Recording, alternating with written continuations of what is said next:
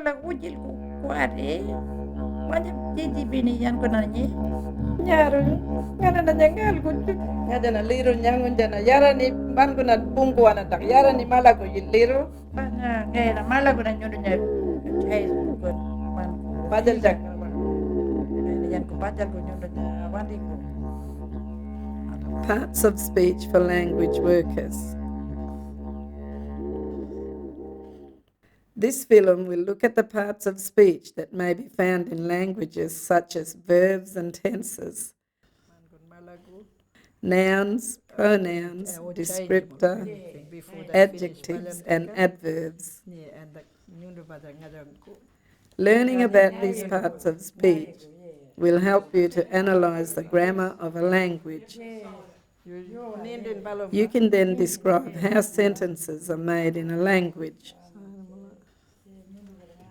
Every language is different, and the parts of speech may be also different. The words that we use to describe the parts of speech may also differ from organisation to organisation. For example, one person may call a word a noun and another person calls it a nominal. One person may call a word an adjective and another person calls it a descriptor. Make a list of the parts of speech that your organisation uses and stick to that. There are other terms that linguists may use for morphemes. For example, verbalizer, nominalizer, irrative, or normative. We will cover the basic parts of speech in this film. Words and morphemes. Everyone uses the term word when talking about speech. In linguistics, we use the term morpheme instead. A morpheme means the smallest unit of meaning.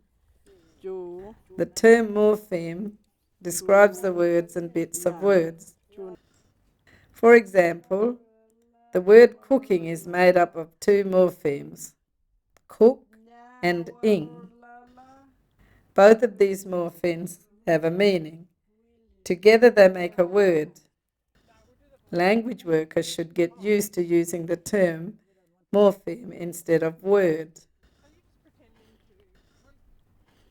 Sentences. Every language creates sentences differently. For example, in English, the sentence, "come to me fast," is written as a single word in the Juban language.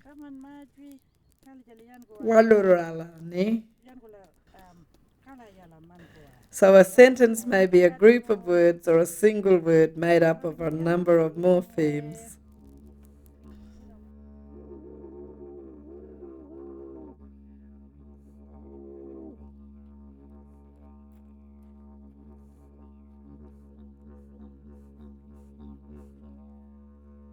Quiz.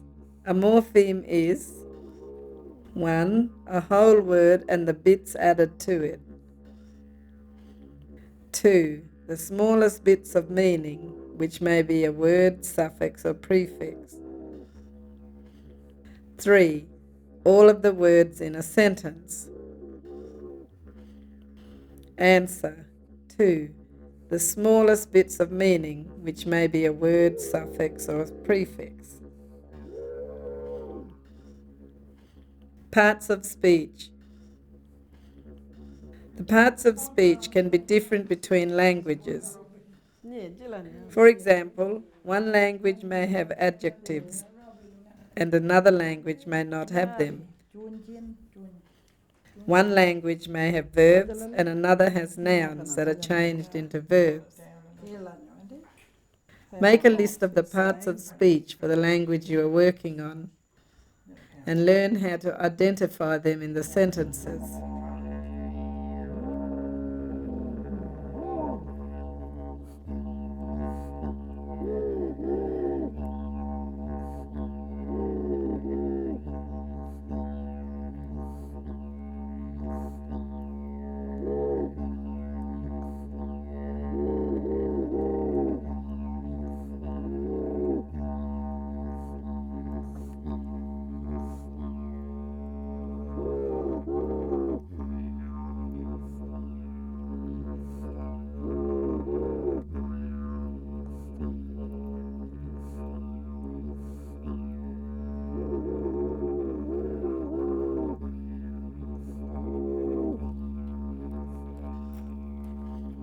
Noun.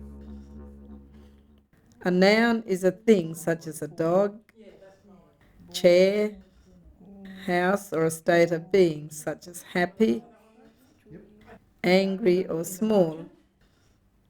You may hear linguists call nouns nominals. A nominal is a noun or a pronoun. It's a name for the group of words that are nouns and any other word that can replace a noun.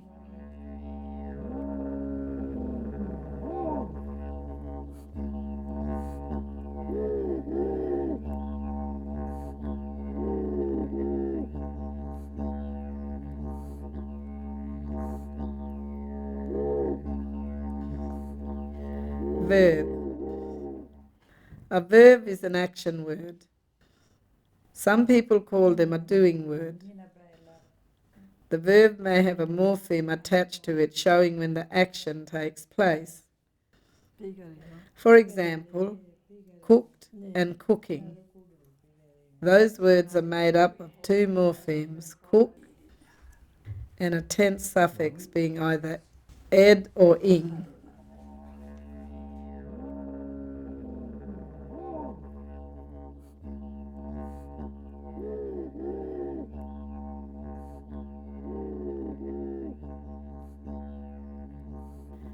Pronoun. Pronouns are words that can replace a noun. For example, I, you, him, she, it, them. Most languages have three types of pronouns called first person, I, me, myself. Second person, you all. And third person, them, he, she, it. A good way to remember first, second, and third person is I'm first, you're second, and they're third.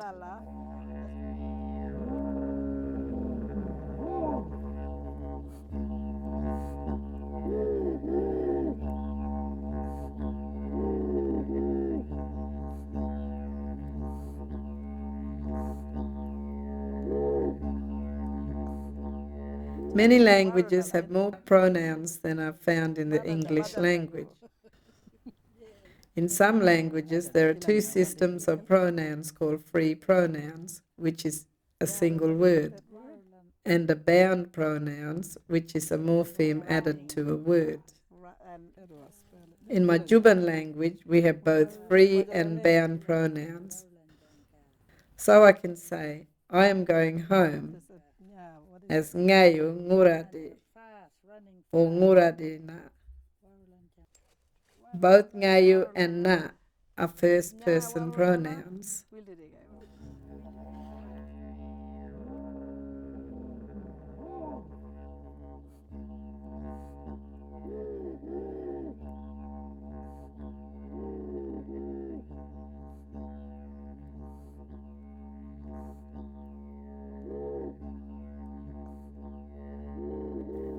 Quiz. What person are these pronouns? Them, she, he, it, they. 1, first person. 2, second person.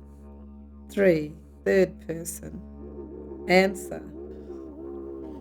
3, third person. Prepositions and postpositions. Prepositions are words which go with nouns. For example, a book, the man, in the box. Prepositions provide more information about the noun. In English, these go before the noun, which is why they are called prepositions. However, in some languages, they don't go before the noun, but they may go after the noun, such as in my language, Juban. I would say boxka, for in the box. The preposition in my language is called a postposition, meaning it goes after the noun.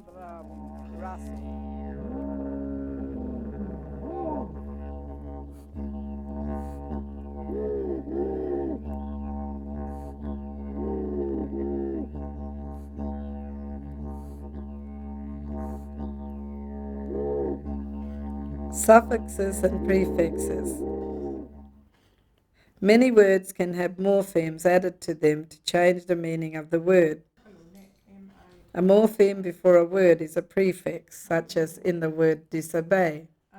A morpheme after a word is called a suffix, such as in the word containment. Some languages add morphemes inside a word, and this is called an infix, such as fan-bloody-tastic.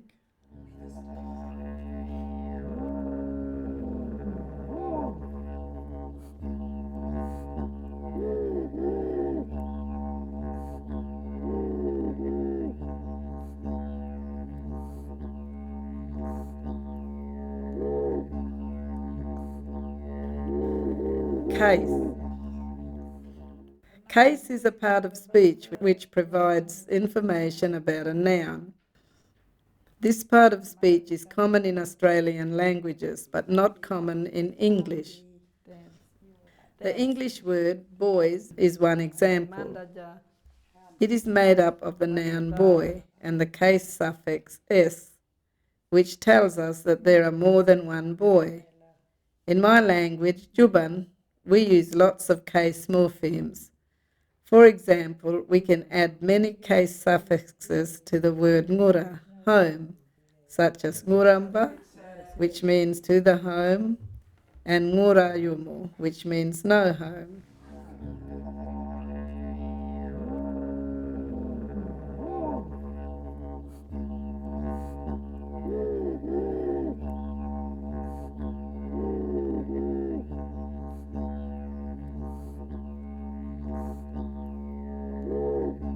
Adjectives. An adjective adds more information to or modifies a noun. For example, a big dog, some hungry children.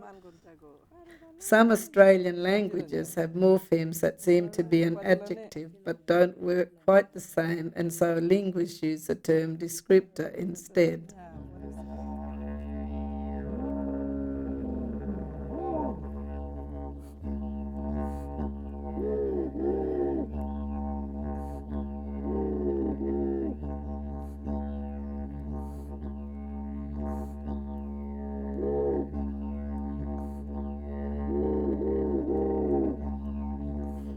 Adverbs.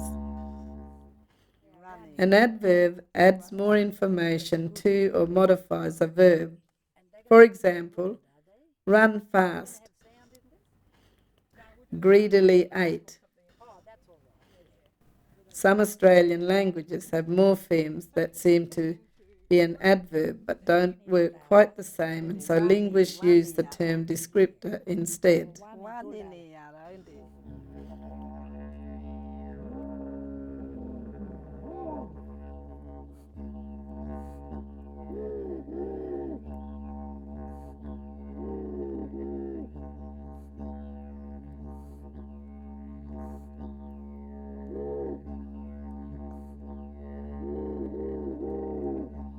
Quiz.